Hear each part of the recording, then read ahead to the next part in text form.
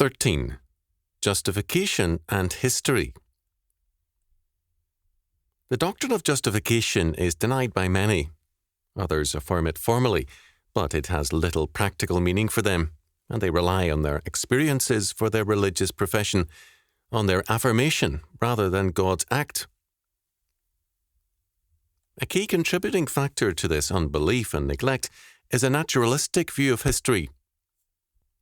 By most men, history is seen as a natural process and a chronological one. The determining forces of history are entirely from within history, so that man's life is a product of historical processes on a biological continuum. One must not seek cause, meaning, or purpose from without history. This naturalism has profoundly affected biblical studies, so that what seminaries and Christian colleges teach is not a biblical doctrine of history, but a naturalistic one. The problem can best be illustrated by comparing Hosea chapter 11 verses 1 to 4 and Matthew chapter 2 verses 13 to 15. When Israel was a child, then I loved him, and called my son out of Egypt. As they called them, so they went from them. They sacrificed unto Baalim, and burned incense to graven images. I taught Ephraim also to go, taking them by their arms, but they knew not that I healed them. I drew them with cords of a man, with bands of love, and I was to them as they that take off the yoke on their jaws, and I laid meat unto them. Hosea chapter 11 verses 1 to 4. And when they were departed, behold, the angel of the Lord appeareth to Joseph in a dream, saying, Arise, and take the young child and his mother, and flee into Egypt, and be thou there until I bring thee word, for Herod will seek the young child to destroy him. When he arose, he took the young child and his mother by night, and departed into Egypt, and was there until the death of Herod, that it might be fulfilled which was spoken of the Lord by the prophet, saying, Out of Egypt have I called my son.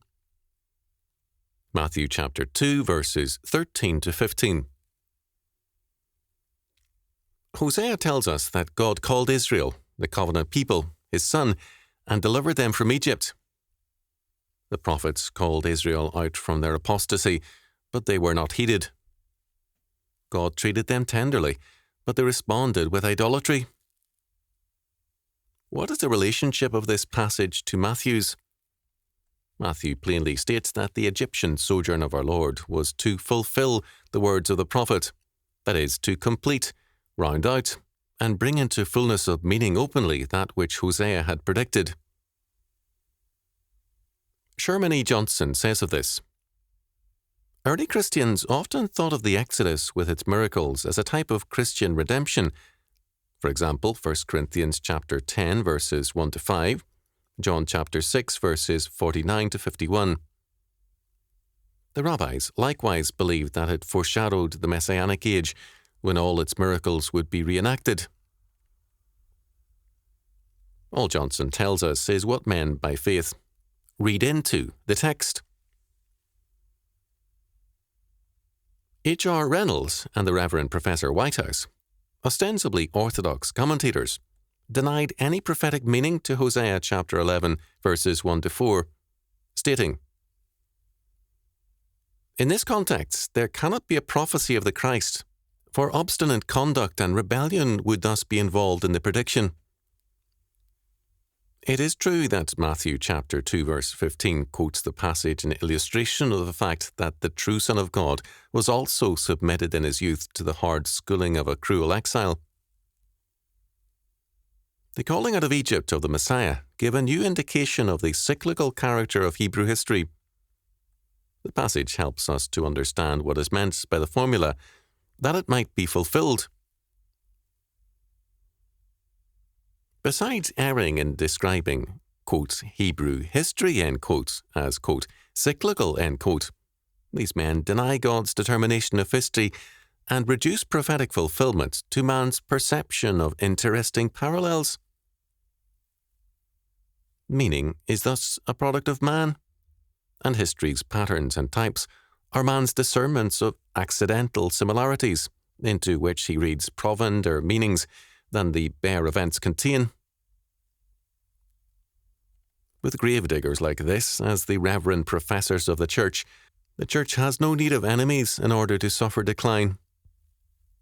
Ellicott himself was no better, commenting on Matthew chapter 2 verse 15, thus, as the words stand in Hosea chapter 11 verse 1, "When Israel was a child, then I loved him, and called my son out of Egypt," they refer, beyond the shadow of a doubt, to the history of Israel as being, in a special sense, among all the nations of the world, the chosen son of Jehovah. Exodus chapter 4 verses 22 and 23. It is hard to imagine any reader of the prophecy not seeing that this was what we should call the meaning. But the train of thought which leads the evangelist to apply it to the Christ has a distinct method of its own. A coincidence in what seems an accessory, a mere circumstance of the story, carries his mind on to some deeper analogies. In the days of the Exodus, Israel was the one representative instance of the fatherhood of God, manifested in protecting and delivering his people. Now, there was a higher representative in the person of the only begotten Son. As the words, "Out of Egypt did I call my son," he translated out of Hebrew instead of reproducing the Greek version of the Septuagint, rose to his memory, what more natural than the mere context and historical meaning should be left unnoticed, and that he should note with wonder what a fulfillment they had found in the circumstances he had just narrated.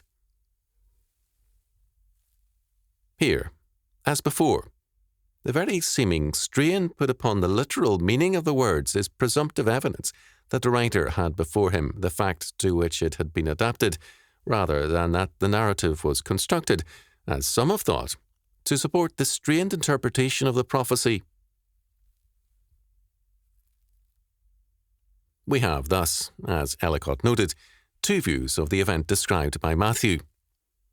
First, the modernist sees the event as a fiction constructed to fulfill an ancient prophecy, and that prophecy was in itself an artificial and, quote, strained interpretation, end quote.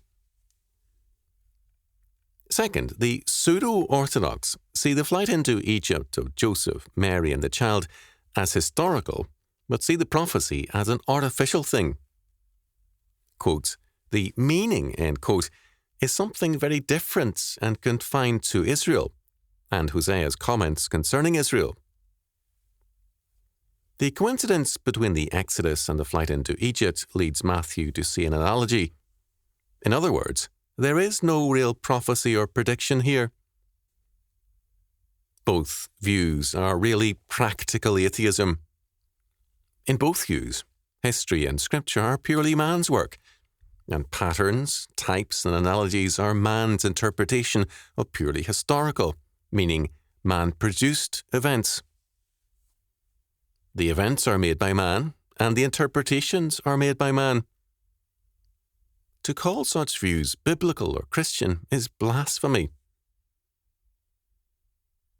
Then how, in terms of a biblical faith, shall we view these two texts? First, we must take God at his word. He is the Lord, maker and predestinator of all things.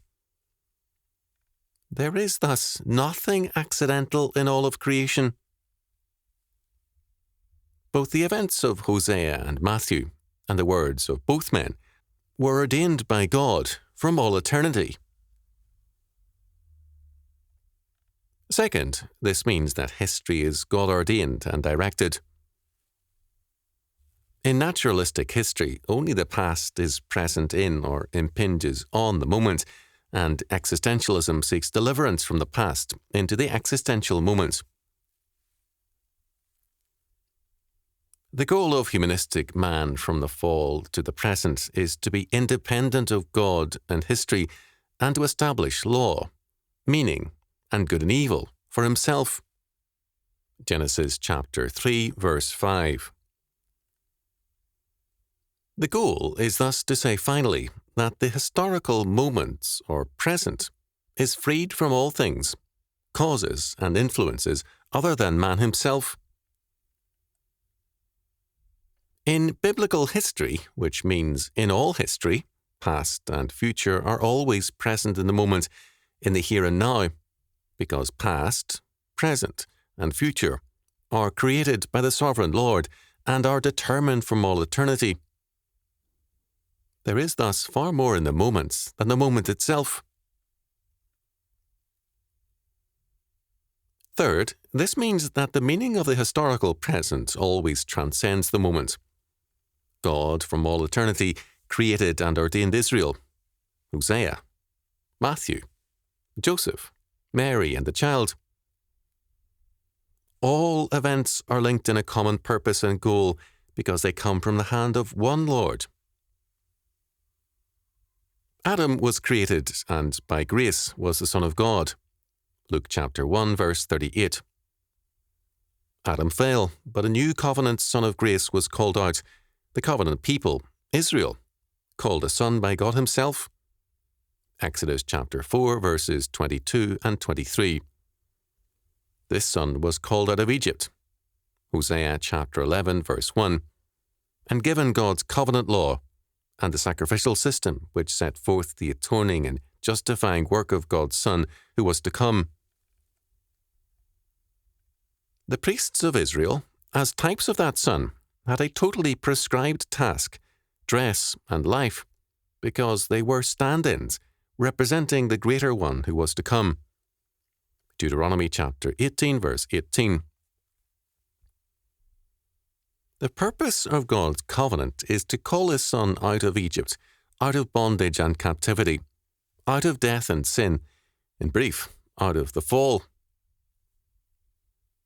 By prophetic events, words, sacrifices, and rites, God shows his elect people the meaning of past, present, and future events, so that, when these things come to pass, they recognize what God is doing for his elect's sake. Thus, whenever Hosea or any other prophet or writer wrote the pages of Scripture, they wrote in the Lord and in the context of his purpose, mind, and meaning. The real meaning, thus, is not the naturalistic. The naturalistic view finally means no meaning at all to history, because the universe is a meaningless void and chaos, and man is the same, a futile passion, as Jean-Paul Sartre finally concluded in Being and Nothingness. Sartre's position is thus more logical than that of these, quote, Christian scholars, end quote, and academicians. Now, with this in mind, we can assess the implications of this false historiography, which governs most commentators on Scripture, on the doctrine of justification. Justification makes our salvation entirely a legal act on the supernatural level. Aspects of this supernatural fact are enacted in history, but they are emphatically not a product of history. However, anyone infected by a naturalistic view of history will find justification somehow unreal. Only that is real for naturalistic man which he himself produces.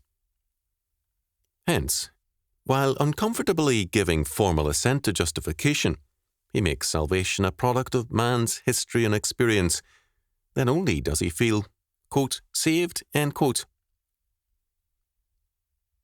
One man told a theologian that his writings were the most God-honouring and biblical that he had ever read, but before accepting them to promote them, he wanted the theologian to prove his salvation by testifying to a conversion experience. For this man, nothing is real unless man testifies to it. He was told that the test is not experience, but the Word of God. Thus, before we can have a sound doctrine of justification, we must have a sound doctrine of Scripture and of history, which means that we must know God as indeed God.